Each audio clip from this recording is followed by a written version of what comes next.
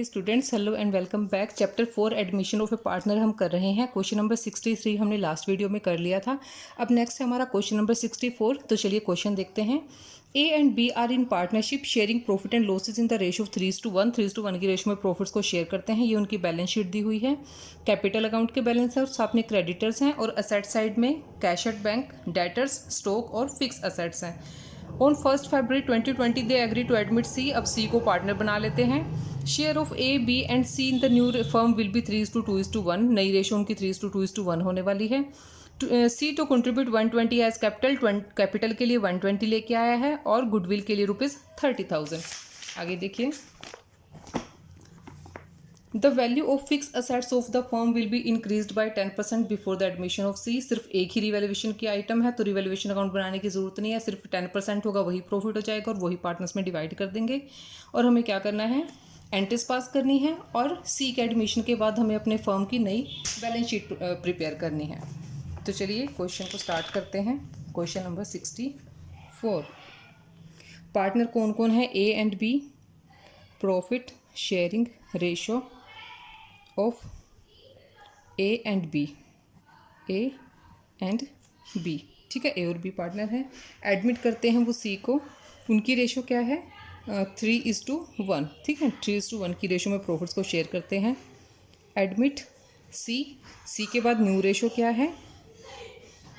New ratio of A B and C 3:2:1।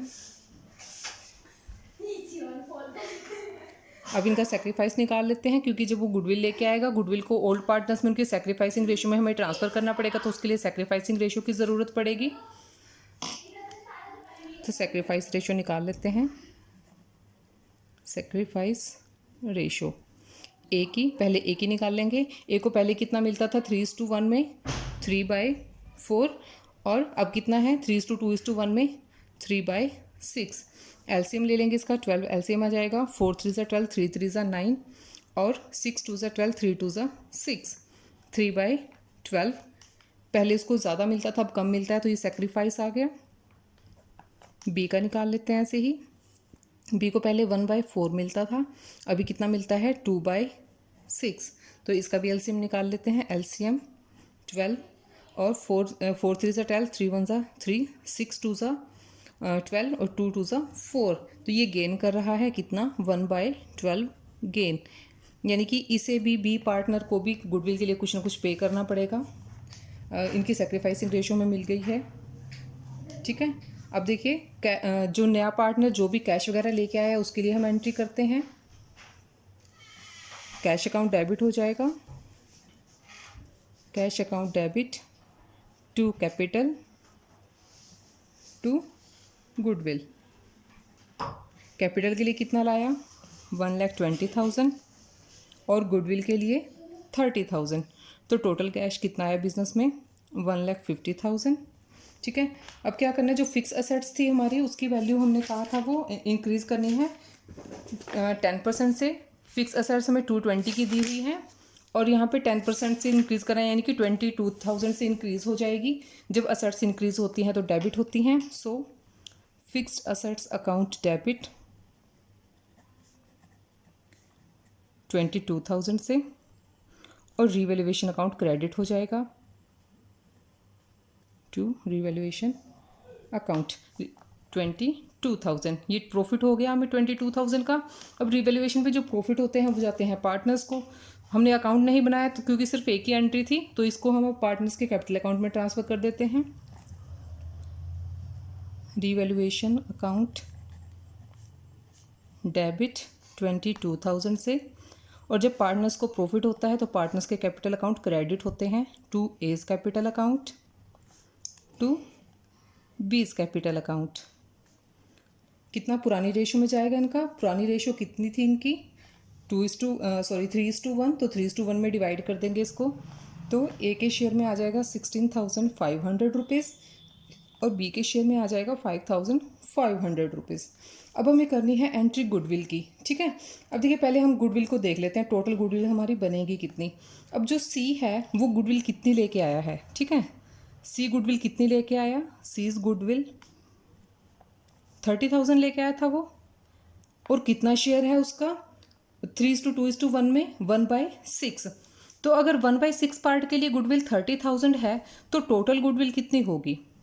Total goodwill is equal to 30,000 multiplied by 6, 6 3 सा 18, 1,80,000। ठीक है, total goodwill की value हमारे पास 1,80,000 है। अब इसको हमने कैसे करना है? सी तो जब गुडविल लेके आया है उसके लिए तो सीधा ही उसका गुडविल अकाउंट डेबिट हो जाएगा। ठीक है, गुडविल अकाउंट डेबिट कर देंगे हम। अब यहाँ पे देखिए, जो सिर्फ जो सेक्रीफाइसिंग पार्टनर होता है वो हमेशा क्रेडिट होता है, और अभी हमने ऊपर जो सेक्रीफाइसिंग रेशियो कैलकुलेट की थी उसमें सिर्फ ए सेक्रीफाइस करता है। ठीक है, तो ए को क्रेडिट करेंगे टू एज कैपिटल अकाउंट। अब देखो, जो बी पार्टनर है वो 1/12 पार्ट गेन कर रहा है, तो 1/12 पार्ट गेन करेगा तो इतने ही प्रोपोर्शन में उसे कुछ ना कुछ पेमेंट करनी पड़ेगी, तो बी का कैपिटल अकाउंट क्या हो जाएगा? डेबिट हो जाएगा। तो यहाँ पे बीज कैपिटल अकाउंट डेबिट। अब कितने शेयर से करेंगे? बी का कितना गेन आया है? 1/12, गुडविल की वैल्यू है 180, तो 180 का 1/12 जो शेयर आएगा वो हम बी को डेबिट कर देंगे, तो वो कितना हो जाएगा यहाँ पे 15,000। और जो सी गुडविल आया था वो 30,000 थी, और तो ए के पास कितना चला जाएगा? इन दोनों का शेयर मिला के 45,000। अगर हम ए का सेक्रीफाइस का पार्ट भी निकालेंगे 3/12 1,80,000 में से, तब भी हमारा यही आएगा 1,40,000 ओनली 45,000, नॉट 145, इट्स 145। अब हमने सारी जनरल एंट्रीज पास कर ली हैं। अब हम बनाएंगे पार्टनर्स के कैपिटल अकाउंट। सभी चीज़ों की एडजस्टमेंट कर चुके हैं।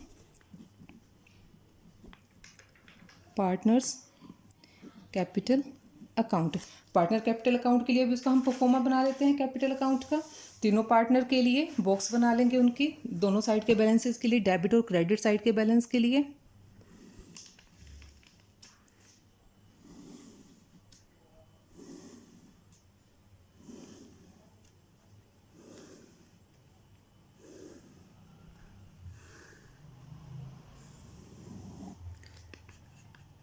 Particulars A B and C, particulars A B and C. पहले जो ओल्ड पार्टनर्स हैं उनकी जो भी चीज़ें वो लेकर आए हैं उसके लिए हम एंट्री कर देते हैं यहाँ पे।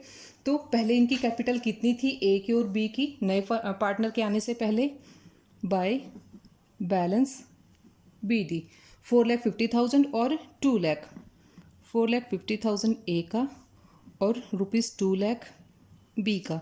सी का तब तक कुछ भी नहीं था तो सी के अकाउंट में अभी हम नहीं लिखेंगे। रिवैल्यूएशन अकाउंट का जो प्रॉफिट हुआ था वो ट्रांसफ़र कर देते हैं बाय रिवैल्यूएशन अकाउंट। वो कितना आया था? 16,500 ए को मिला था और 5,500 बी को मिला था। उसके अलावा क्या था? जो गुडविल लेके आया था पार्टनर वो ए ने सेक्रीफाइस किया तो सिर्फ ए को मिलेगी बाय गुडविल। कितनी? वो 30,000 लेके आया था तो ए को 30,000 दे देंगे। और क्या था? बी का भी कैपिटल अकाउंट जो क्या हुआ था? डेबिट हुआ था। किसके लिए? सी ए के लिए हुआ था। ए को उसने भी देना था क्योंकि वो भी गेन कर रहा था वहाँ पे। तो यहाँ पे बाय जो पार्टनर है बी, ठीक है, बीज कैपिटल अकाउंट कितना दिया था उसने? 15,000। ठीक है, अब क्या करना है हमें? बी ने इसको पेमेंट किया है तो इसकी वजह से बी का अकाउंट डेबिट हुआ था, तो बी के डेबिट साइड में भी 15,000 हम रिकॉर्ड करेंगे to A's capital account. B में कितना? 15,000। ठीक है, और क्या करना है हमें? अब जो लास्ट पार्टनर है सी है वो कैश में जो कैपिटल लेके आया उसके लिए हम एंट्री करेंगे बाय कैश। कैश में लेके आया है सी, कितना लेके आया था? 1,20,000। तो यही सारी आइटम्स थी और कोई कैपिटल अकाउंट की आइटम नहीं है हमारे पास, तो इनका बैलेंस निकाल लेते हैं हम। इन सबको टोटल करेंगे तो इधर आ जाएगा क्योंकि इस साइड तो ए का कोई बैलेंस है ही नहीं, टू बैलेंस सी डी। इन सबको प्लस करेंगे 5,11,500 और बी के बैलेंस में से 15,000 ये माइनस कर देंगे, 1,90,500 और सी का 1,20,000। ये इनके कैपिटल अकाउंट की बैलेंस आ गई। ये वाली कैपिटल जो है कहाँ जाएगी? बैलेंस शीट में जाएगी भाई। ठीक है, बैलेंस शीट बना लेते हैं। अभी न्यूली कंस्टिट्यूटेड फर्म के लिए उन्होंने बैलेंस शीट बनाने के लिए भी बोला था हमें, तो इसकी दोनों साइड हम बना लेते हैं, लायबिलिटी साइड और असेट साइड। लायबिलिटी अमाउंट और असेट्स और इधर इसकी अमाउंट। ठीक है, अब जो जो हमारे क्वेश्चन में कैश जो बैलेंस हमें दे रखे हैं असेट्स के, हम वहीं से शुरू करेंगे। तो सबसे पहले हमें कैश का बैलेंस दिया हुआ है, वो था हमारा 34,000।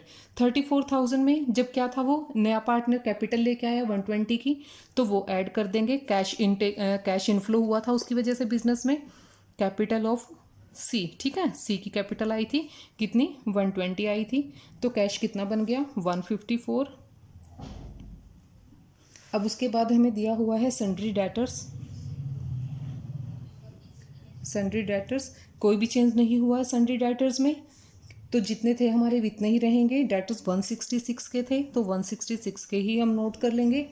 डेटर्स के बाद स्टॉक में भी कोई चेंज नहीं हुआ था, स्टॉक भी एज इट इज़ जितना हमारे पास है 2,60,000 का, उसको हम वैसे ही नोट कर लेंगे। उसके बाद है हमारी फिक्स असेट्स। देखो फिक्स असेट्स की वैल्यू हमारी इंक्रीज़ हुई थी 10% से, 2,20,000 था और इसका 10% 22,000 आया था। ठीक है, तो इतने से हमारी इंक्रीज़ हो गई थी, तो कितना हो जाएगा, 2,42,000। अब जो सी है वो गुडविल भी कैश में लाया था और वो बिजनेस में ही रही थी, निकाली भी नहीं थी ओल्ड पार्टनर्स ने, तो गुडविल हो जाएगी हमारी। कितनी गुडविल लाया था वो, 30,000 की लेके आया था। ठीक है, तो इधर हो गया ये। और अब हमें करना है इस साइड का बैलेंस इक्वल। तो पहले क्या है, इनकी क्रेडिटर हमें कितने दिए हुए थे, 30,000 के, तो उनमें कोई चेंज नहीं आया था। क्रेडिटर्स कितने थे वो, 30,000 के एज इट इज़ हैं। अब लास्ट में बचते हैं इनकी कैपिटल अकाउंट। कैपिटल अकाउंट्स तीनों पार्टनर के कैपिटल अकाउंट हैं, ए का, बी का और सी का। ठीक है, कितना आ जाता है, जितना हमने अभी ऊपर कैलकुलेट किया है, 5,11,500, 5,11,500। और बी का कितना है, 1,90,500 और 1,20,000। इनको जब टोटल कर लेंगे तो कितना आ जाएगा, 8,22,000। ठीक है, 30,000 को इसमें प्लस कर देंगे तो कितना आ जाएगा, 8,52,000। इधर का भी टोटल 8,52,000। तो ये था हमारा क्वेश्चन नंबर 60।